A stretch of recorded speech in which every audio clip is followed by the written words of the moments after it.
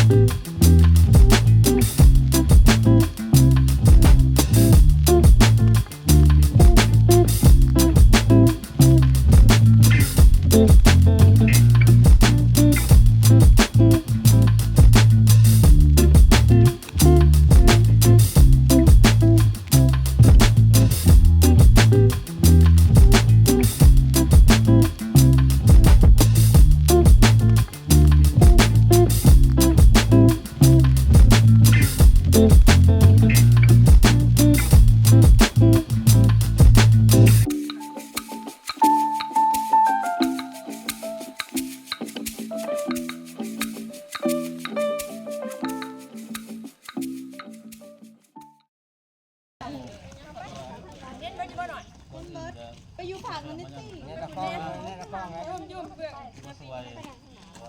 ส่งบุกมันมาเต้อันนั้นมันเต้เล่นบุกที่เนี่ยโน่เอ้ยมาได้ตัวละคือว่านายกบุกก็มันว่านายกสวยตัวบุกแต่ว่าผมแม่นของพักรัฐว่าของกระทรวงกับว่าแม่นของเป็นพี่น้องทั้งคนเขามาเที่ยวก็เลยว่ามันมีเล็กน้อยอันนั้นสวยมโนอันนี้แต่อาจารย์บอกว่าเอ้ยมานะว่าเอ้ยมาละถ้วยเหรอว่าเพื่อยะลำเบิดใส่เครื่องใส่กล้องหรือว่าใบจ่าใบเรศนะผมจิ้มกันไหนตัดใบจ่าใบเรศไปว่าสมุนจ่าไปโดนจ่ามาทำยากสักแล้วจะมาจากมหาวัดนัวนะตรงมโนให้โอ้พวกโน่พวกมันเน่าแล้วมันเอาตัวมันเน่าแล้วมันอยากพร้อมนะครับทำไมเอาเขาใจตื้มโจกอะไรนั่นต้องว่าเนาะโยคัดกับตุ้งเกี่ยวกับไปได้ตรงแจ้งใช่ไหมไปได้ทางกำลังเอาไปลองพอใจแต่ว่าน้องจนมาหน่อยน้องมาหน่อยต้องอธิบายว่าเรื่องมันนี่อะไรเดี๋ยวเอาผมน้องเฮ้ยมีแต่ว่าลูกด้านหมอกเพิ่นเพื่อได้ตรง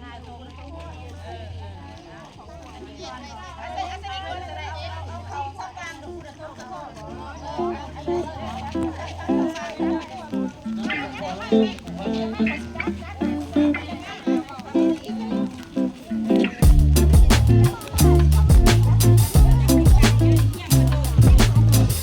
อุ้มมันได้จอย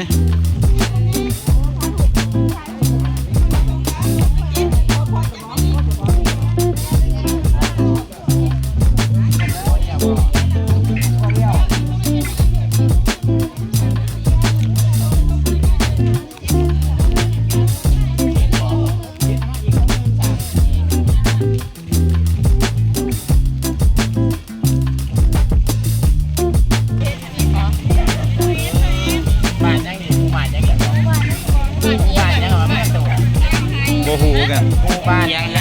เมืองตะโอยเนาะมันสบองรึมสบองเมืองตะโอยแทงสารวัตรน้ำเลยเจ้าค่ะคุณสารวัตรเอง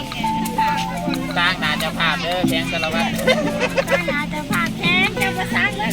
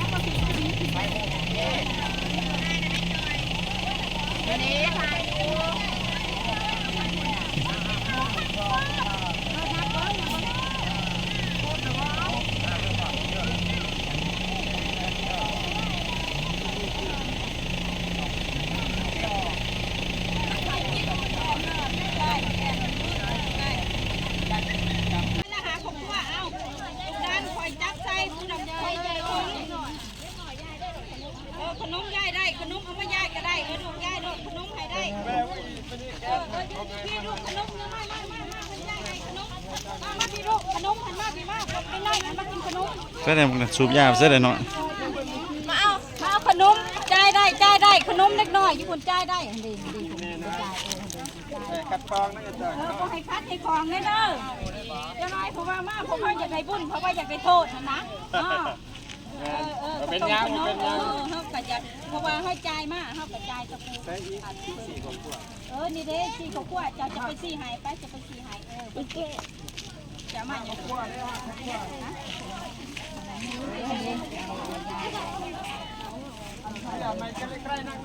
เด็กๆหน่อย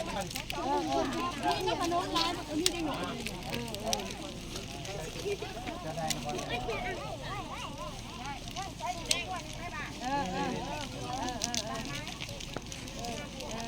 เอาผมจะใช้หูใช้ผ้าเป็นยักษ์เขาไปใช้น้ำพุไม่แต่เป็นยักษ์แบบผมจะยักษ์เขาไปใช้เอาตัวไอ้มันจุกกันเลยรอไว้รอให้น่าหรอ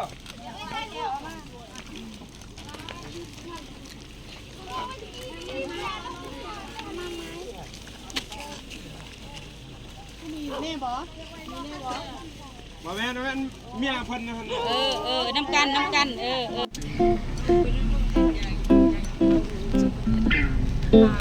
าบละของจีนบ้านยังบ้านติดเตียง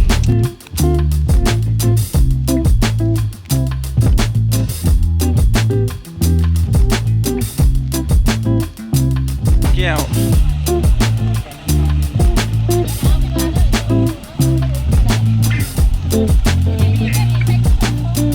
นี่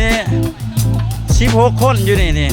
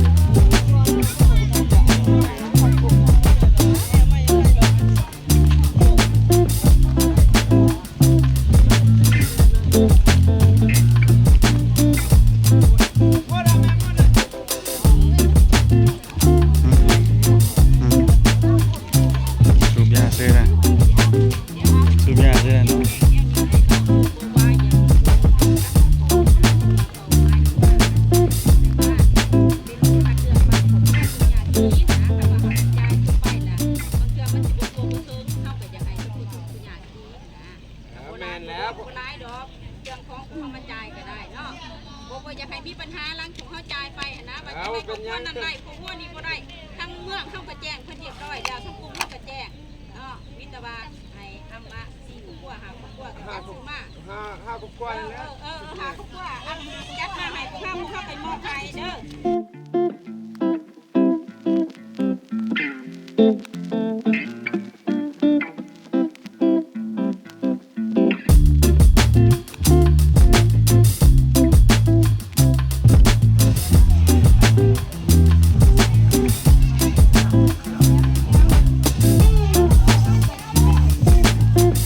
Hãy subscribe cho kênh Ghiền Mì Gõ để không bỏ lỡ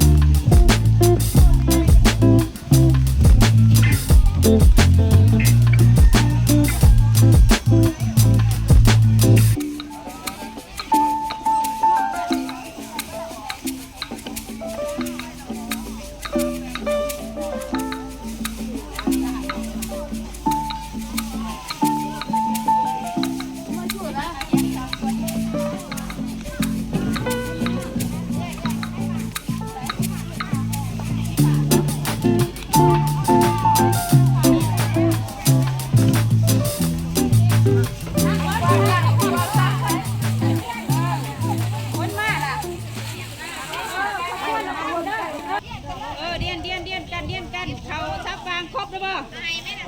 เช้าสองเขาเช้าคนไปเขาเช้าคนเช้า2 ถุง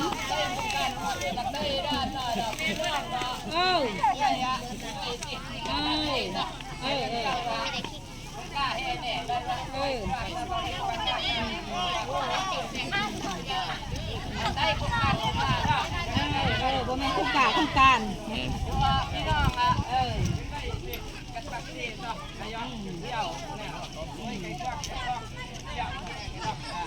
บอกคนได้แคบได้ทงทีนั่นเด้อแคบแคบเครื่องบอกให้น้อย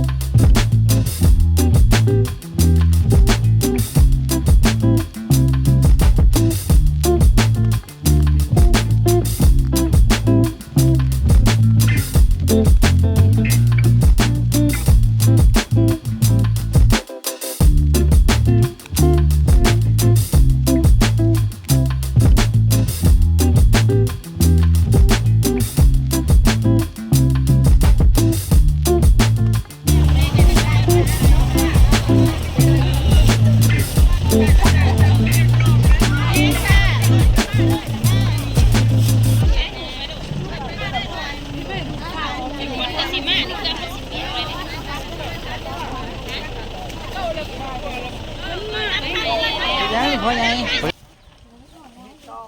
เฮ็ดตอกบ่ได้ปลูกมันบ่ได้ปลูกมันบ่ โอ้ยคุณเท่านี้นั่นบอกกูกัน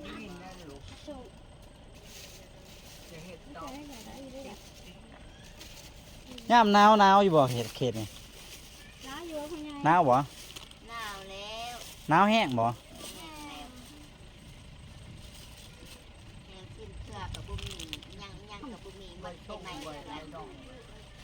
ถ้วยนี่แหละไผ่ไม้เถื่อน บ่ พี่ไก่นี่พี่นี่ถ้วยนี่แหละเบิ่งอันนี้เขาเฮ็ดอยู่อันนั้นเฮ็ดนี่เถื่อนถ้วยนี่แหละอันไผ่ไม้ หมู่บ้านนี่ใหญ่บ่พ่อเฒ่าหมู่บ้านนี่ใหญ่อยู่บ่ด้วยหมู่บ้านนี่ใหญ่อยู่บ่ ยัง บ้านนี้บ้านใหญ่อยู่บ่ ก็ตะกี้อันอยู่บ้านเดียวอยู่นี่มาเขายุกใหญ่มาอยู่นี่บ้านหนึงอยู่พุ่นหันบ้านหนึงนี่บ้านหนึงอยู่ที่ชามคุ้มมีแต่บ้านเดียวนี่แหละ ลุงไปสวนเด้อพ่อเฒ่าเด้อ